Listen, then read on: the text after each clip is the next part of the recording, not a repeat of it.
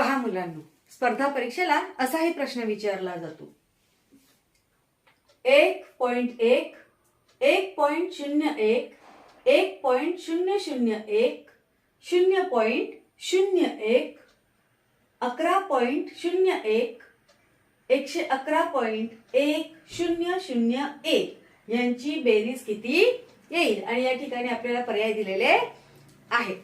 मग आता याची ट्रिक काय आहे, तर दशांश चिन्हाच्या खालीच दशांश चिन्ह आले पाहिजेत अशा पद्धतीने याची बेरीज करायची आहे. मग पहिला आहे 1.1 अधिक 1.01 अधिक 1.001, त्यानंतर आहे 0.01, त्यानंतर आहे 11.01, त्यानंतर आहे 111.1001 आणि मग आता यांची करायची काय बेरीज.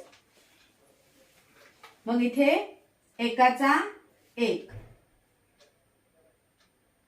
त्यानंतर हा पुन्हा आला 1, इकडे 1, 2 आणि 3, हे आहे 2, त्यानंतर हा दशांश चिन्ह, तर 1, 2, 3, 4 आणि 5, 1, 2 आणि हा 1, म्हणजे उत्तर आलं आपलं 125.2311.